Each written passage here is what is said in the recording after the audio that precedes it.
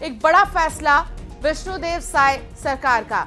राजनीतिक नियुक्तियों पर बड़ा फैसला लिया गया है। कांग्रेस सरकार में नियुक्तियां हुई थी, सामान्य प्रशासन विभाग के आदेश जारी हुए हैं और बाकायदा एक पत्र लिखकर तमाम विभागों को और सचिवों को इस बारे में जानकारी दी गई है।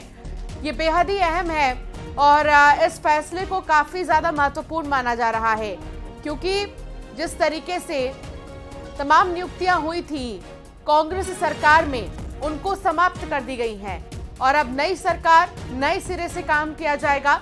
निगम मंडल आयोग की राजनीतिक नियुक्तियों को समाप्त किया गया है। नई सरकार ने पुरानी नियुक्तियों को समाप्त कर दिया है। सामान्य प्रशासन विभाग की तरफ से बाकायदा आदेश जारी किया गया है। तमाम विभागों को और सचिवों को पत्र लिखकर इसमें आदेश जारी किया गया है।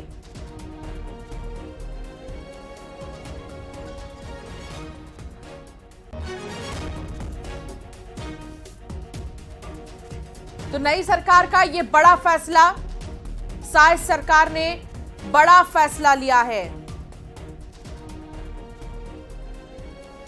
युगल तिवारी लगातार जुड़े हुए हैं। युगल, ये एक बड़ा फैसला हम कह सकते हैं सरकार का जो मौजूदा समय में लिया गया है, और आगे क्या नए सिरे से नियुक्तियां होंगी, इसलिए भी ये फैसला लिया गया?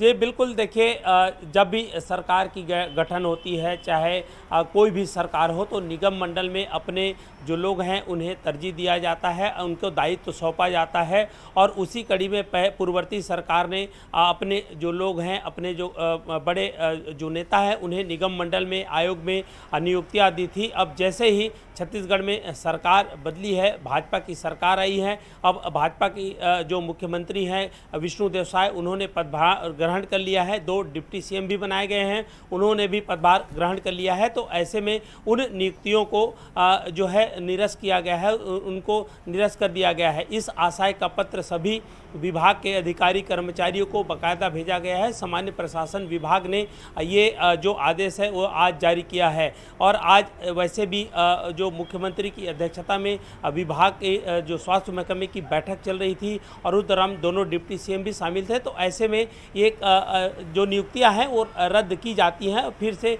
इस नियुक्तियों को रद्द कर दिया गया है। और अब जब बीजेपी की सरकार है, सत्ता में बीजेपी है, तो ऐसे में आने वाले समय में बीजेपी अपने जो नेता हैं, अपने जो बड़े लोग हैं, जो कार्यकर्ता, बड़े पदाधिकारी हैं, उनको नई नियुक्तियों के तहत अलग अलग जो आयोग की जवाबदारी है वो सौंप सकती है। इस फैसले के पीछे सरकार का कौन सा प्लान समझ में आ रहा है युगल? देखिए, सरकार चाहे कोई भी हो, इस तरह की नियुक्तियां आयोग में, निगम मंडल में होती हैं और उसी के तहत इसे माना जा सकता है। अब चूंकि सरकार बीजेपी की है, तो सरकार अपने लोगों को, अपने कार्यकर्ता, बड़े पदाधिकारियों को इस तरह के जो है नियुक्तियां करती हैं और उन्हें ताकि उसका संचालन वो कर सकें। तो जो नियुक्तियां की गई है उसे कहा जा सकता है एक प्रक्रिया के तहत है और अब बीजेपी है वो अपने लोगों को उस निगम मंडल में नियुक्ति करेंगी। तो ठीक है युगल, आप बने रहिए। डिप्टी एडिटर हमारे साथ जुड़ गए हैं अभिषेक शुक्ल। अभिषेक, जो ये निगम मंडल आयोग की राजनीतिक नियुक्तियां समाप्त की गई हैं, इसके पीछे के मायने क्या निकाले जाएं? जी देखिए, एक रूटीन प्रक्रिया होती है, जो एक प्रोसेस होती है कि जिस सरकार ने निगम मंडल में नियुक्तियां की हैं, अगर वो सरकार अपदस्थ होती है, वो सरकार सत्ता में नहीं होती है, तो ये या तो इस्तीफा दे दिया जाता है निगम मंडलों से स्वयं ही, और अगर वो इस्तीफा नहीं देते हैं तो सरकार, सामान्य प्रशासन विभाग ये नियुक्तियों को रद्द कर सकता है, उसके पास ये अधिकार होते हैं। क्योंकि जो भी सरकार होती है वो अपने नई नियुक्तियां करती है, नए निगम मंडल के अध्यक्षों को बनाती है और नए लोगों को पदस्थ करती है तमाम निगम मंडलों पे। तो ये एक रूटीन प्रक्रिया होती है। जब भी सरकार में बदलाव होता है तो इस प्रकार की प्रोसेस होती है, या तो इस्तीफा पहले ही दे दिया जाए या फिर सरकार हटाकर अब नई नियुक्तियां करती है। तो बहरहाल ये जो पुरानी नियुक्तियां हैं उनको सामान्य प्रशासन विभाग ने आज रद्द किया है, समाप्त किया है और अब नई नियुक्तियां होंगी और नए लोगों को पदस्थ किया जाएगा। सरकार अपने हिसाब से लोगों की नियुक्तियां करेगी जो नई सरकार आई है। तो ये इसे एक रूटीन प्रक्रिया के तौर पर माना जाना चाहिए और हमेशा से ऐसा ही होता है। ठीक है, रूटीन प्रक्रिया होगी, लेकिन कोई समय सीमा भी है कि इतने समय तक ही नियुक्त कर दिए जाने चाहिए? नहीं, ये ऐसी कोई समय सीमा की बाध्यता नहीं है। पिछली सरकार में कई ऐसे निगम मंडल के पद थे जो आज तक खाली हैं, जिसे भरा नहीं जा सका।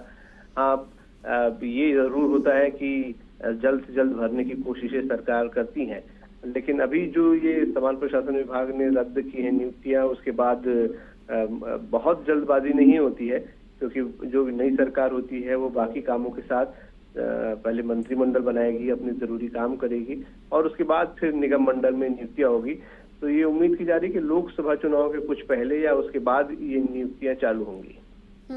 क्या सामंजस्य और तमाम चीजों को ध्यान में रखने के बाद ये फैसला लिया गया है, अभिषेक, समझा जा सकता है? ये जैसे मैंने बताया, रूटीन प्रक्रिया होती है कि निगम मंडल में जो भी सरकार आती है, जैसे पिछली सरकार आई थी कांग्रेस की, तो कांग्रेस सरकार ने अपने हिसाब से निगम मंडलों की नियुक्तियां की थी। बीजेपी सरकार की जो निगम मंडल के अध्यक्ष थे, कई लोगों ने स्वयं से इस्तीफा दे दिया था और कुछ को सरकार ने ऐसी सामान्य प्रशासन विभाग ने इन नियुक्तियों को शून्य घोषित किया था सचिव को पत्र लिखकर। तो ये रूटीन प्रक्रिया होती है, हर जगह हर स्टेट में ऐसा ही होता है। नई सरकार आती है और जो निगम मंडल की कम से कम जो नियुक्तियां होती हैं। बहुत शुक्रिया अभिषेक जानकारी साझा करने के लिए।